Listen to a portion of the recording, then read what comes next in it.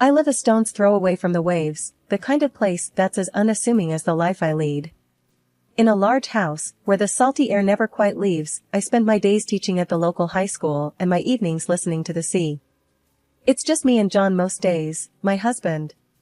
He's a rep for a trading firm, always on the phone or typing away on his laptop, trying to make ends meet. Then there's our Annie, out there living her fresh out of law school life. I remember the day she told us she'd be specializing in divorce law. We were sitting right here at this old wooden table that's seen better days. Annie had that look she gets when she's serious, her brow all furrowed. "Mom, Dad, I'm going into divorce law," she declared, like she was bracing for a storm. John looked up from his plate, a piece of steak half sliced, and his eyes met mine like we were both thinking the same thing. "Divorce, huh?" he said, the word hanging in the air like it didn't belong in our home. Annie leaned back, a challenge in her posture. "Yeah, and don't worry, if you guys ever get tired of each other, I can hook you up with a good deal." She tried to make it sound light, a joke, but her jokes always sound like she's half serious. John's laugh was a grunt, more air than sound. "A comedian, our daughter," he said, his tone dry as sandpaper. I tried to smooth things over, keep the peace. "Annie, love, we're fine. But it's good you've got a plan." My words felt hollow, even to my own ears. Annie just shrugged and took another bite of her food, but I saw the way her eyes narrowed. She always was too smart, too perceptive for her own good. Annie's visits are the only times John puts his darn phone down for longer than a minute. She breezes in like the fresh sea wind, all bright and full of that big city lawyer energy.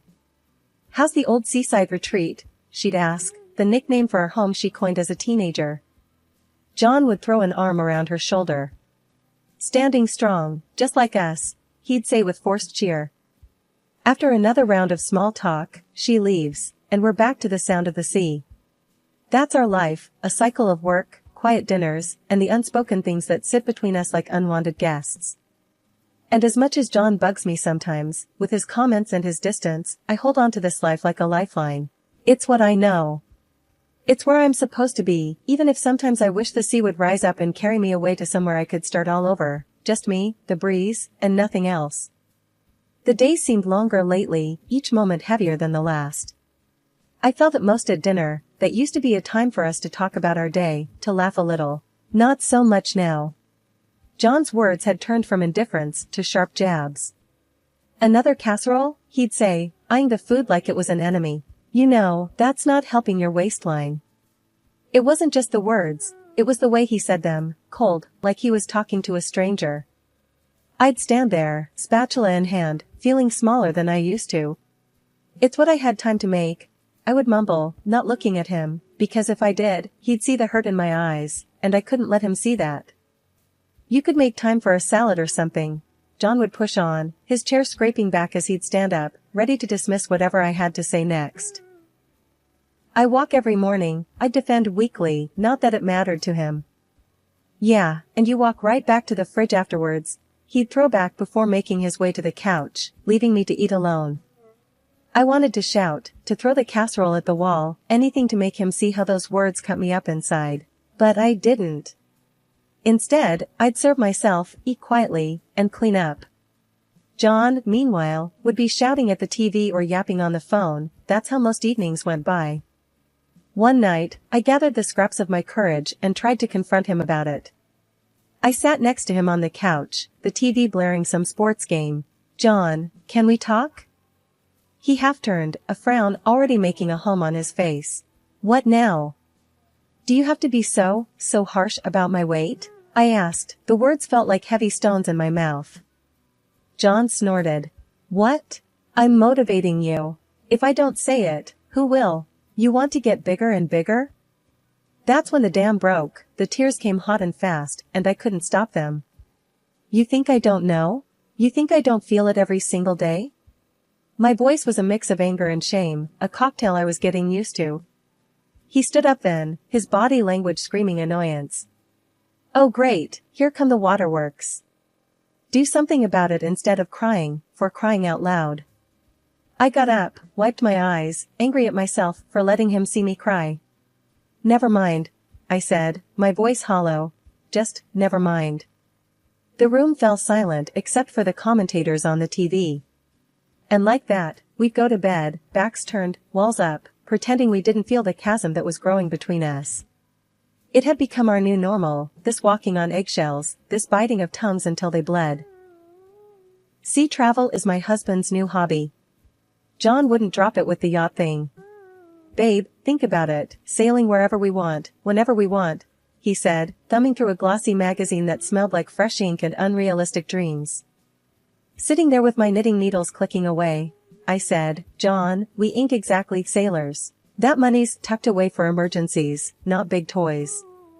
He tossed the magazine down, it slid across the table landing with the image of a yacht looking up at me as if to say, hey, don't I look fun? John followed my gaze. That's just it, Claire. It's always about what if.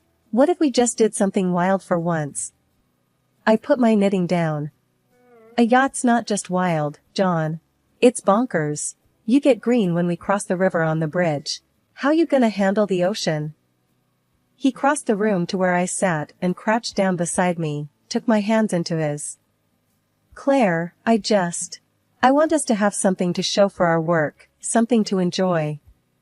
You don't think touring the coast, just you and me, doesn't sound exciting? His eyes had that twinkle that I hadn't seen in a long time. They were the kind of eyes that got me to say I do a couple of decades ago. I chewed on my lip, thinking, you and me, out on the open sea? Just the fish and the stars and, knowing our luck, a storm or two? John grinned, we'd weather it. Like we always do. Here was my husband, a man that I've shared more than half my life with, looking like a kid asking for a bicycle for Christmas. Something about that was too hard to ignore. I sighed. All right, I won't make any promises, but I'll think on it. Maybe some adventure wouldn't be such a bad thing. John's face lit up like a kid on Christmas morning. Really? You mean it? Yeah, I mean it. But I swear, John, if I see one hint of green on your face, I'm turning that yacht around and selling it to the highest bidder. He laughed and hugged me. Deal, he said, and I couldn't help but laugh, too.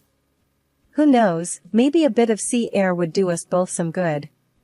But I was going to think on it long and hard first. There was plenty of time and reasons to be practical, but maybe the impractical was what we needed to shake things up. Maybe. The phone rang a few times before Annie picked up. Hey Mom, what's up? Her voice always had a way of sounding like she was in the middle of something big. Annie, we need to talk. Got a minute? I sat on the edge of the bed, playing with the cord of the phone like I used to when I was a teenager. For you? Always. Shoot. I took a deep breath. So, your dad has this crazy idea about buying a yacht with the money Grandma and Grandpa left me. A yacht? There was a pause, and I could practically hear her rolling her eyes. What are you gonna do with a yacht? That's what I said, but he's all starry-eyed about it. Sailing, adventure, blah blah blah. I'm not sure. It's a big risk, a big expense. Okay, think. This is your money, right? The money Grandma and Grandpa left for you, not Dad's new toy fund. Her words were sharp, but needed. Right. It's mine. For our family. For things like the house or your loans. Exactly. Annie's voice softened. Mom, if you decide to go through with this yacht business, make sure it's in your name. Just to cover your bases, you know? There was a wisdom there that I couldn't ignore. You really think I need to do that? Absolutely. Cover your back, Mom. If things go south, or hell, if Dad gets seasick and hates the damn thing, at least it's yours to sell. I chuckled, a real laugh. Your dad, seasick, now that I'd pay to see. See, you're laughing. Yachts are silly. But listen, if it makes you guys happy, who am I to stop you? The chat with Annie got my head straight. She had a point. I needed to think about what I wanted and to protect myself if things didn't go as planned. It was all fun and games imagining clear skies and calm waters, but I knew life was rarely that kind. So, I should just tell him no? Keep the status quo? I was fishing now, unsure of what I needed her to say. Annie was quick to reply. Hell no, do what makes you happy. But be smart about it. I love Dad, but this is a big decision, and it's not just his decision. It's yours too. Thanks, Annie. I needed that, I said, feeling a bit more grounded than before. The call ended on a good note. Annie might just be the most sensible person I knew. The yacht? Maybe it'd be fun. Or maybe it'd be the most expensive mistake of my life. But one thing was for sure, any decision made would be on my terms. I'll never forget the day John and I walked down the dock, keys in hand, towards what could have passed for a small house floating on the water. She was ours. And by ours, I mean mine, because I took Annie's advice and made sure of it. But, credit where credit's due, John was being good about the whole thing, sticking to his word. I can't believe you actually did it, John said, a faint grin on his lips. Neither can I said, my voice a mixture of excitement and pure terror. We sat on the deck that evening, just the pair of us, with a couple of cold beers. The sun was dipping low, painting the sky all sorts of oranges and reds. John broke the silence. Claire, I know this was a big ask. Thank you. I glanced at him, surprised. You sure you're not mad it's in my name? He shook his head. Nah, you're steering this ship. Figuratively and, I guess, literally now. We chuckled, clinked our bottles together, and for a moment there was an easy peace between us that I hadn't felt in years. But life, like the sea, doesn't stay calm for long. The next morning, I was clutching a coffee mug, staring out at the gentle waves when our neighbor, Ted, ambled over. He lived alone ever since his wife passed and had the sort of face that told you life hadn't been a walk in the park. Morning, Claire, Ted called out, a smile tucked under his bushy mustache. Morning, Ted. Coffee? He held up his own mug. Already on it. Thanks, though. Just wanted to say congrats on the yacht. She's a beauty. I nodded, appreciating his kindness. Thanks, Ted. Still trying to believe it's real. You folks planning to sail off into the sunset anytime soon? He asked, interest sparking in his eyes. I laughed. Still working out the details. Ted nodded, took a sip. There was an awkward silence before he said, if you ever need a hand with anything, repairs, or even a crew member, just shout. Used to do a bit of sailing myself, back in the day. Appreciate it, Ted. We'll keep it in mind. Back home, with groceries put away, I settled onto the couch with a sigh. I was about to dive into my new sailing book when John's voice drifted from the kitchen. Claire, what's for dinner tonight? Figured we'd do something easy. Pizza sound good? I called back without lifting my eyes from the page. Pizza's perfect, he said, coming in to sit beside me. Need any help with planning the maiden voyage? I put the book down. Yeah, maybe. Could use some company going through these charts. As we spread the maps and charts across the coffee table, something about this whole situation felt like we were on an even playing field for the first time. We threw ideas back and forth, sometimes agreeing, sometimes not, but it was all friendly. No arguing, no one trying to pull rank. I'd been floating on the buzz of anticipation all morning, thinking about that cruise John promised. We'd been planning it for months. I'd even taken time off work, unpaid leave no less, to line up with his busy schedule. Today, I grabbed a new suitcase from the department store, something sturdy and bright. You couldn't miss it even if it tried to hide in the belly of our yacht. I came home, key turning in the lock, ready to see John's usual mess of packed stuff all over the living room floor. Only thing is, there was nothing. No mess, no John. Just a hollow kind of silence that makes your heart sink. I called out, John, but my voice bounced around the empty space. That's when I spotted the note, all smug-like on the kitchen counter and divorce papers underneath, like they were nothing more than a grocery list. Picking up the note, I read his jagged scrawl.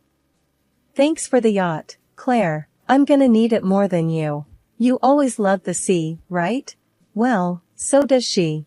The young kind of love. See ya. My hands trembled and the paper crinkled in my grip. I had to read it again because no way did it just say what I thought it did. But there it was, the same words staring back at me. He took the yacht, the new mistress, probably half his age, and left a damn note. Son of a... The shock turned into something hot and angry, but it was the sight of those divorce papers, signed, ready to go, like he didn't care about anything we had, that did me in. My chest got tight.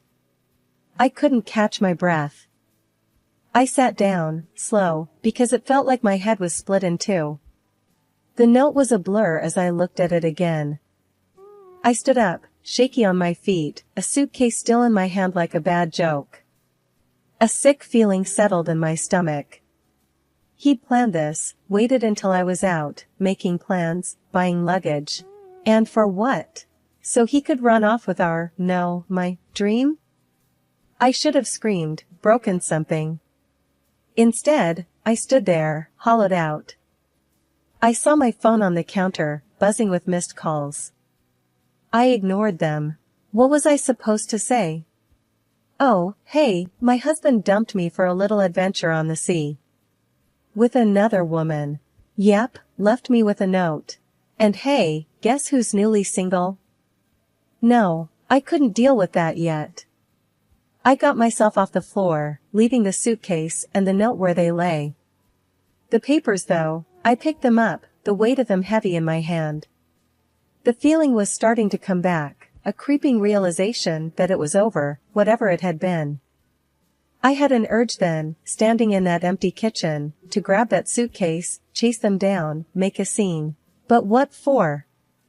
To be the crazy lady shouting on the docks? No, that wasn't me. The last thing I remember was tossing those papers onto the counter. They landed like a whisper, silent but so damn loud in my head. Then darkness took me, like the deep sea he'd sailed into, the kind of dark that swallows you whole. Blinking to sleep away, I'm staring up at a bleached ceiling. I'm in a hospital, ain't I? Beeps and blips from machines are my sorry orchestra, a sharp contrast to the sound of the waves I was dreaming of just a minute ago. Annie sitting beside me, her hand like a vice grip on mine. If looks could kill, her eyes are locked and loaded for John, no doubt about it. Hey, look who's back with the living, she says, trying to be light about it, but I can hear the edge in her voice that's just itching for a fight. I'm struggling to find words that aren't just angry spit and fire. How long was I out? The room is swimming a bit, so I focus on her face, steady and angry on my behalf. A couple of hours. They ran some tests, said you fainted from stress. It's the simplicity of that statement that's a slap. Just stress. Not the world-ending feeling of my husband leaving me on an adventure crusade with his new fling, and definitely not the agony of my plans being trampled under his proud feet. Found your note, Annie continues, her fist tightening around the paper she's waving slightly. This is lower than low. If he were here now, I'd... What did you do with the papers? I interrupt her midway because if I let her go on, she'd be spouting murder plans, and honestly, I don't have the energy to calm her down. Signed, sealed, and will be delivered first thing when we get you out of here. I'll make sure that he gets them. The disgust in her voice is sweeter than any medicine they've got here. But the bitterness is still in my mouth, like I've been sucking on lemon wedges. Wait, I signed them? I'm scratching my head, not remembering a darn thing. Yeah, the nurse was a witness. You don't mess around, even half-conscious. I can't help but chuckle, which turns into a cough. Well, ain't that something? You need anything? Water, revenge, a hitman? Annie's only half joking, I can tell. I try to sit up, wincing as the room decides to do a little spin. I need to think. Need to figure out my next move. Yeah, that's the spirit. Annie pumps her fist, as if to knock out an imaginary John. I take a deep breath, the future still one hazy mess. But it's my mess to clean up, my life to straighten out, and no cheating, lying dirtbag husband is gonna stand in my way. So, what now? You gonna lie around here feeling sorry for yourself? 'Cause if you are, I want to order pizza. Nah, I say, pushing the sheets away and swinging my legs to the side of the bed, slowly finding my ground. I'm starving. Let's get some pizza. That's my girl, Annie says, giving me a hand up. Let's blow this popsicle stand. Holding on to Annie, I know it's not just my legs that need the support, it's this whole new mess I've gotta navigate. But with her by my side, tossing ex-husband's notes around with that fireball attitude, I feel like maybe I got a fighting chance after all. The morning after, my daughter, Annie, is sitting across from me at the kitchen table, her laptop open to the online banking portal.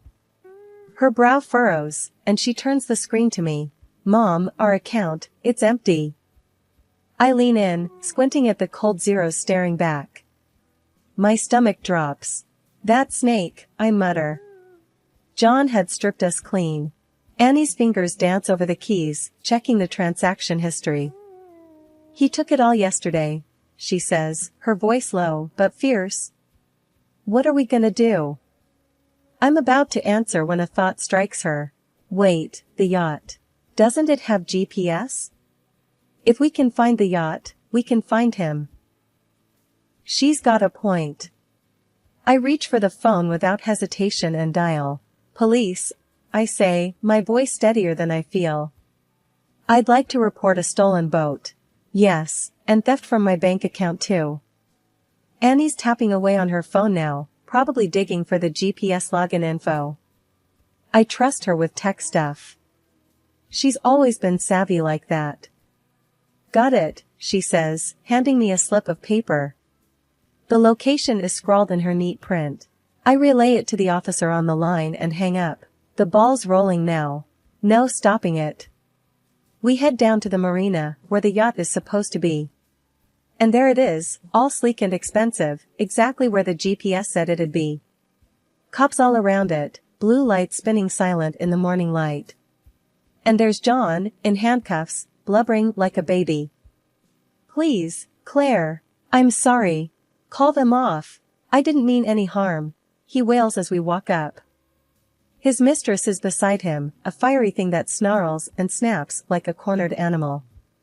Annie steps up before I can speak, her voice cold as January ice. You're going to trial, John. She's eyeing him like something nasty stuck to her shoe. That yacht? Registered in Mom's name. And since you divorced her, that grand exit of yours turns into grand theft. I fold my arms, the sea air chilly on my cheeks, watching as John's face crumbles like a sandcastle at high tide. But, Claire, John's plea is a broken record now, skipping on the worst hit of the year. I'll leave her. Just take me back. His mistress freezes, mouth gaping. What? She shrieks, staring him down.